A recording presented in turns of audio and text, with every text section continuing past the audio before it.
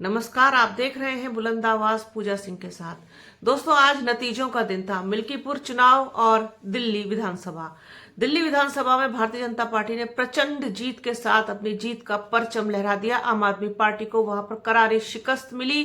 कांग्रेस का भी खाता नहीं खुला, बहुजन समाज पार्टी का भी खाता नहीं खुला, साथ ही साथ AIMIM का भी खाता नहीं खुला, किसी का भी खाता नहीं खुला।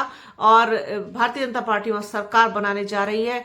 ये सारी चीजें जो हुई उस पर हम अलग से बात करेंगे, अलग वीडियो करेंगे। लेकिन आज एक इम्पॉर्टेंट टॉपिक पर वीडियो आप लोगों के लिए लेकर के आई हूं कि जिधर नतीजे आ रहे थे और कहीं ना कहीं ये चिंता भी होती है कि कैसा रहेगा पार्टी का परफॉर्मेंस और किस तरीके से आएंगे नतीजे और कितना वोट जो है वो मिलेगा, कितना वोट परसेंट क्या कुछ होगा, बहुत सारी चीजें चलती है। लेकिन उसकी परवाह ना करते हुए सामाजिक न्याय के लिए और जो गरीब हैं, पिछड़े हैं, उनके लिए, दलित हैं जो, उनके लिए लड़ाई लड़ने का काम बसपा लगातार कर रही है। विश्वनाथ पाल जो प्रदेश अध्यक्ष हैं उत्तर प्रदेश बसपा, वो आज हाथरस पहुंचे थे। उन्होंने एक पीड़ित परिवार से मुलाकात की जहां पर घर के मुखिया की गोली मारकर हत्या कर दी गई थी बीते मंगलवार को। क्या है पूरा मामला, ब्रीफ में आपको बताती हूँ।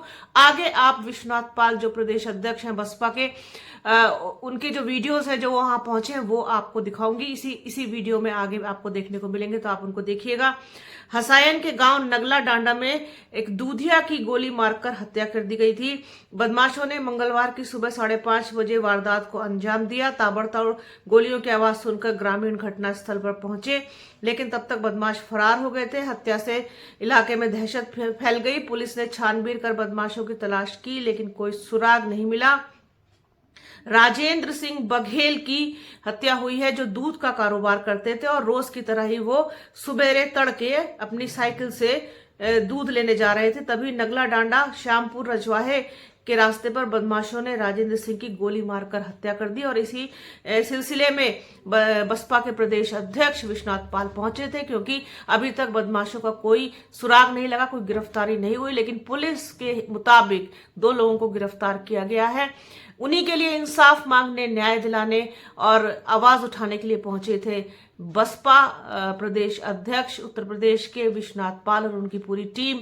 तो इस तरीके से लगातार कहीं भी SC समाज, ST समाज, अल्पसंख्यक, पिछड़ा समाज, जहां कहीं भी जिसके साथ अन्याय हो रहा है, ज्यादती हो रही, तो बसपा वहां पर उनके साथ खड़ा दिखाई दे रही है।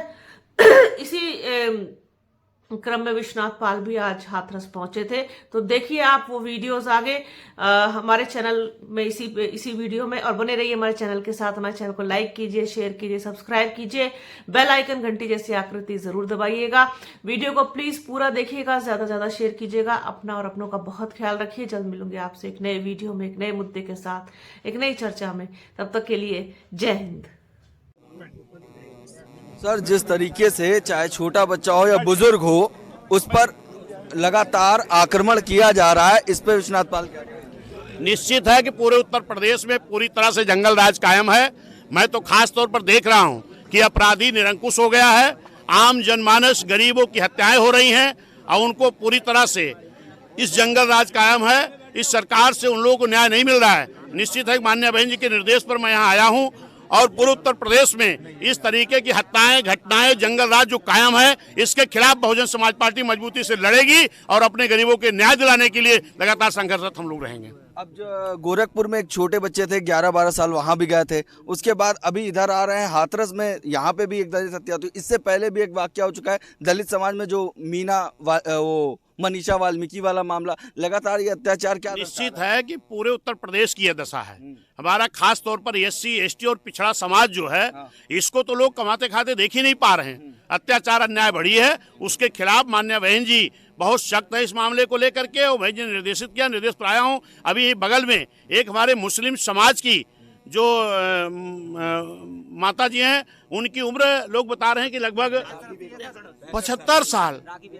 बताइए कि सुबह उनकी लाश मिली है, किस स्थिति में मिली है, जो कहने लायक स्थिति नहीं है। अभी मैं उनके भी परिवार से मिलने के लिए जा रहा हूं और उनको भी न्याय दिलाने के लिए मैं पूरी मजबूती से लड़ाई लड़ूंगा।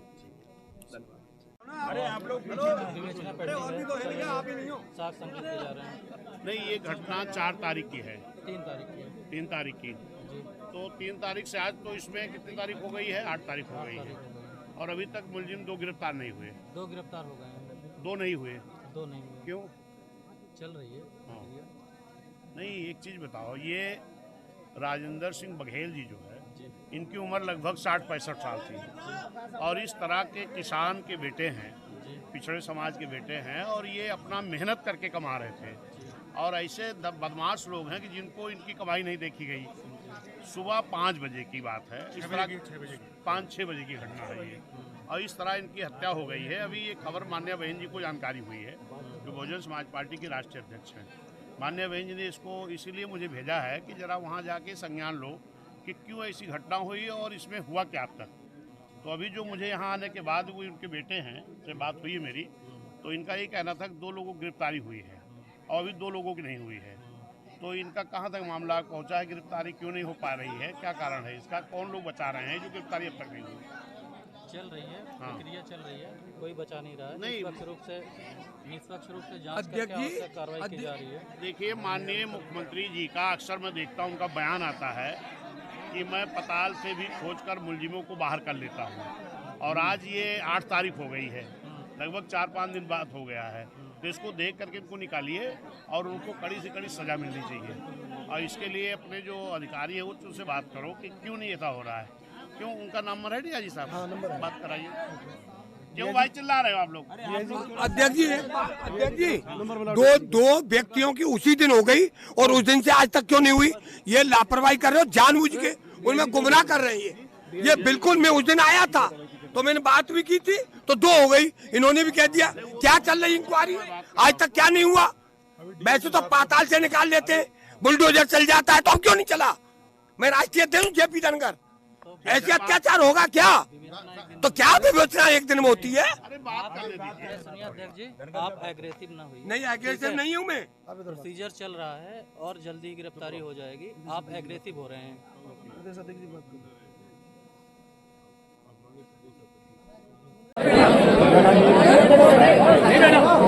बैठ जाओ बैठ जाओ बैठ जाओ बैठ जाओ बैठ जाओ बैठ जाओ।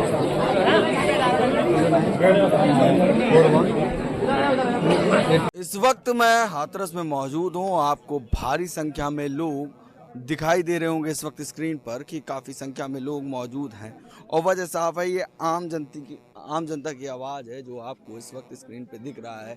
कहीं ना कहीं ये सवाल सरकार पे उठ रहा है कि जिस तरह का मामला हुआ, क्या कुछ हुआ, थोड़ा सा बात करेंगे, जानेंगे। जी, आपका क्या नाम? माया देवी। क्या कोई पर्सनल रंजिश थी? कोई रंजिश नहीं, और दूध को काम करते 40 साल से।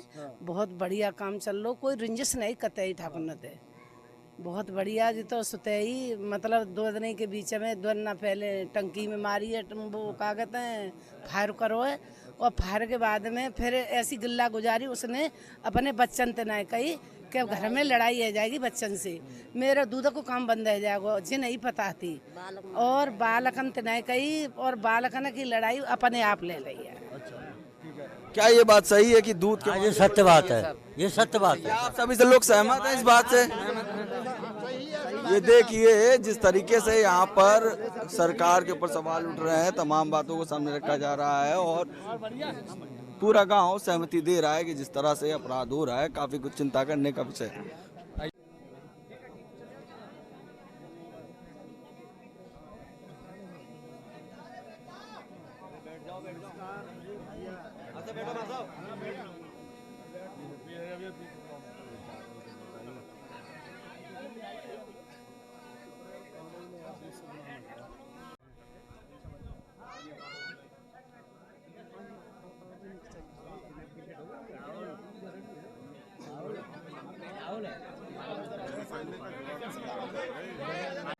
सर, इस प्रकरण को लेके आप जो शीतलवाड़ा गांव में आए हैं, क्या कुछ बातें हुई पीड़ित परिवार से आपके साथ? देखिए, पीड़ित परिवार से मेरी मुलाकात हुई है और जो इन्होंने बताया, क्योंकि ये जानकारी बहुजन समाज पार्टी के राष्ट्रीय अध्यक्ष मान्या बहन जी को हुई है कि एक बघेल पाल समाज के जो एक कह लीजिए कि 65-70 साल की उम्र थी और इस उम्र में भी एक बड़ी मेहनत करके वो अपने परिवार को जिला रहे थे और मेहनत करके काम कर रहे थे। लेकिन ये लोगों को बर्दाश्त नहीं हुआ कि जब मेहनत करके आदमी कमा खा रहा है तो इस तरह के लोग क्यों करते हैं। लेकिन जो अपराधी हैं ये दबंग किस्म के हैं और ये इस तरह का व्यवहार किए हैं। ये जानकारी माननीय बहन जी को हुई है, तो माननीय बहन जी ने आज हम लोग भेजा है। हमारे साथ में पूर्व मंत्री MLC माननीय नौशाद अली साहब हैं, इधर हमारे कोऑर्डिनेटर हैं माननीय सूरज सिंह जी, और ये उनके बेटे हैं जिनकी मृतक के। और इधर हमने देखा कि जो हमारे इस मंडल के बहुजन समाज पार्टी के लोग हैं, जिले के लोग हैं, विधानसभा के, और इधर के कार्यकर्ताओं में ये बड़ा गुस्सा था कि इस तरीके से जो घटना 3 तारीख को हुई है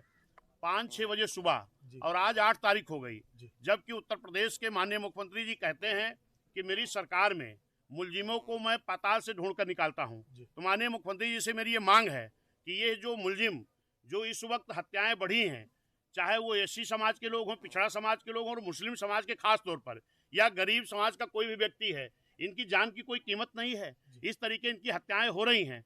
और मैं देखता हूं कि माननीय योगी जी का बुलडोजर तो बड़ा तेज चालू हो जाता है कुछ लोगों के लिए, लेकिन जब गरीब आदमी की जान जाती है तो इनकी गिरफ्तारी में भी इनको कई हफ्ते लग जाते हैं। पूरी तरह कोशिश होती है, एक खास तौर पर जो गुंडे हैं, जो उनके व्यक्तिगत कुछ इस तरह के लोग हैं कि उनको बचाने की कोशिश की जाती है। अब इसमें अगर 4 लोग नामजद हुए हैं तो 2 लोगों की गिरफ्तारी हुई है। 2 लोगों की गिरफ्तारी आज 8 तारीख हो गई है, अभी तक क्यों नहीं की गई, इसका जवाब मुझे यहाँ के शासन और प्रशासन से चाहिए। अभी मेरी कप्तान साहब से भी बात हुई है, DIG साहब से बात नहीं हो पाई, अभी वो बात हो जाएगी। मैंने उनसे कहा है कि तत्काल की गिरफ्तारी करो और कड़ी से कड़ी सजा दिलाओ। निश्चित है कि इस तरीके पूरे उत्तर प्रदेश में जंगल राज कायम है।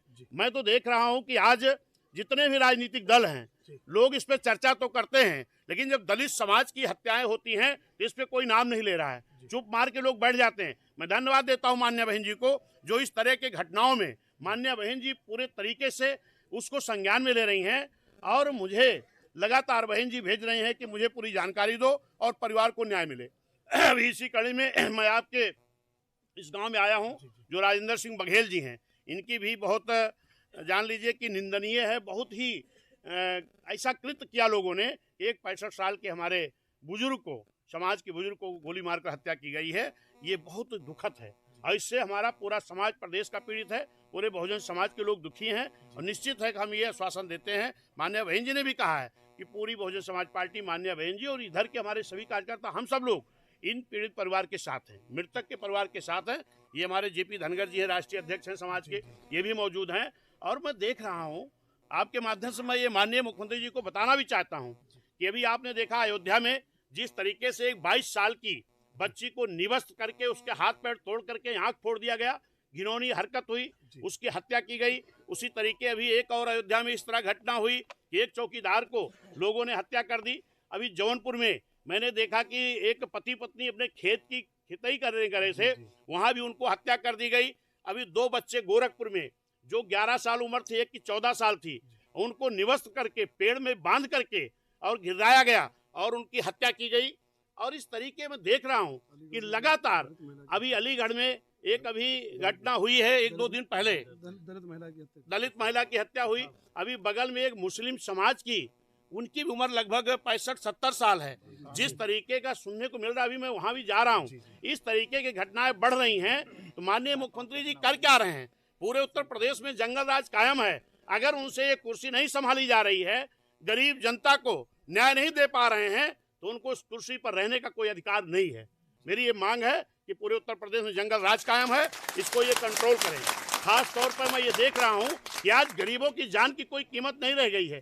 हमारी बेटियां सुरक्षित नहीं हैं, हमारे बुजुर्ग सुरक्षित नहीं हैं। अगर हम गरीब लोग मेहनत करके कमा खा रहे हैं तो हमारे ऊपर गोलियां चलाई जा रही, हत्याएं हो रही हैं। इसको समाज बर्दाश्त नहीं करेगा, ना बहुजन समाज पार्टी बर्दाश्त करेगी। सर, क्या कुछ अगला प्रकरण आपको, इस प्रकरण को लेकर आपका अगला कदम क्या रहेगा सर? निश्चित है कि मेरी DIG साहब से भी बात नहीं हो पाई, कप्तान साहब से बात हुई है। कप्तान साहब ने कहा है कि जल्द से जल्द दोनों मुलजिमों की गिरफ्तारी होगी। अभी DIG साहब से भी मेरी बात होगी, तत्काल दोनों मुलजिम गिरफ्तार होंगे। 2 लोग गिरफ्तारी हुई है, उनको कड़ी से कड़ी सजा मिले